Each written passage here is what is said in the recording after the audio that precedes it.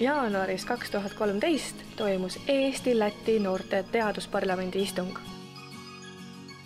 Tegemist oli demokraatia projektiga, mille eesmärk oli tekitada noortes huvi teaduse ja poliitika vastu, julgustada neid kriitiliselt mõtlema ning avaldama arvamust tuginedes kontrollitud andmetele. Kõigepealt korraldasime detsembrikuus Tartus ja Ceesises eelvoorud, kus mängisime osalusmängu Decide. Valisime välja kokku 46 noort, kellega sõitsime 2 päevaks Tallinnasse Eesti Vabariigi Riigikokku. Esimene päev oli pühendatud ekskursioonidele. Tutvusime Riigikoguga Toompeal ning näitusega Vabaduse väljakul.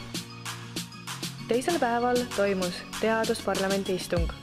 Kohal olid interneti turvalisuse spetsialistid Aare Kirna ja Kalev Pihl, kelle ettekanded olid sissejuhatuseks peatselt algavaks komisjoni tööks.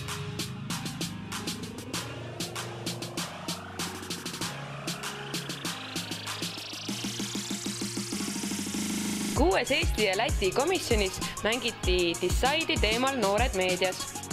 Mäng algas situatsioonikirjellustega, järgnesid infokaardid, küsimuste ja väljakutsekaardid, mis suunasid ja aitasid noortel saadikutel mõtteid koguda, et lõpuks koostada seaduseelnõud.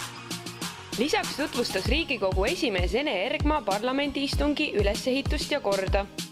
Kõik 6 komisjoni esitasid oma seaduseelnõud, järgnes diskussioon, seaduste täpsustamine, täiendamine ning lõpuks hääletamine.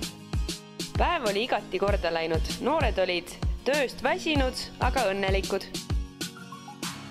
Olen üks Eesti-Läti noorte teadusparlamendi saadik. Olime Tallinnas ja mängisime Decide'i. See oli väga äge ja muidugi me kohtusime Ene Ergmad. Mina käisin ka teadusparlamendi istungil, kohtusime oma ala spetsialistidega ja saime koostada oma seaduse, mida me pidime kaitsma. Projekti toetasid teaduskeskus, programm Euroopa Noored ja Sino teaduskeskus. Siit, no nii. Võtab.